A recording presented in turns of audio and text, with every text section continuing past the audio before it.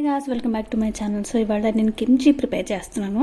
So Indian క్యాబేజ్తో, మనకి అవైలబుల్లో ఉండే క్యాబేజ్తోనే చేస్తున్నాను అనమాట. సో చిన్న చిన్న పీసెస్ కట్ చేసుకొని ఒక్కసారి వాష్ చేసుకొని ఉప్పు వేసుకొని ఒక 2 hours పాటు నానబెట్టేసాను అనమాట. సో దట్ ఏంటంటే అవి చాలా మెత్తగా అయిపోతాయి. అండ్ దాని తర్వాత క్యారెట్ తీసుకున్నాను. యాక్చువల్లీ స్ప్రింగ్ ఆనియన్స్ నాకు దొరకలేదు, అందుకే క్యారెట్ తీసుకున్నాను అనమాట.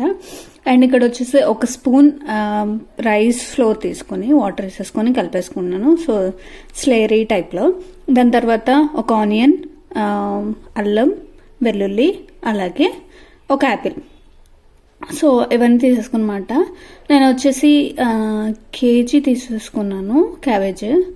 సో ఒక యాపిల్ సరిపోతుంది. ఒక ఆనియన్, మిడిల్ సైజ్ ఆనియన్ తీసుకున్నాను అనమాట. సో పేస్ట్ చేసుకొని ఇక్కడ నేను కారం వచ్చేసి 4 tablespoons వేసుకుంటున్నాను. సో కారం ఎంత తినగలమో అంత పెట్టుకోవాలన్నమాట. అండ్ దాని తర్వాత 1 స్పూన్ ఉప్పు వేసుకున్నాను. సో ఇందాక మనం క్యాబేజ్ కడిగేటప్పుడు వేసుకున్నాం కదా, సో ఇది ఎక్కువైపోతుందని 1 స్పూనే వేసుకున్నాను. సో ఇదంతా కలిపేసుకొని ఇందులో క్యాబేజ్ని ఉప్పు వేసిన తర్వాత 2-3 times కడగాలన్నమాట. వాష్ చేసిన తర్వాత వాటర్ అంతా తీసేసి సో క్యారెట్ వేసేసి కలిపేసుకోవాలి. సోయా సాస్ ఉంటే అది కూడా వేసుకోవచ్చు అనమాట, లేకపోతే స్కిప్ చేసేయచ్చు, నో ప్రాబ్లం. సో దీన్ని వచ్చేసి 2 days బయట పెట్టేసి తర్వాత నుంచి ఫ్రిడ్జ్లో పెట్టేసి సింపుల్గా అయిపోతుంది. ట్రై చేయాలనుకుంటే ఖచ్చితంగా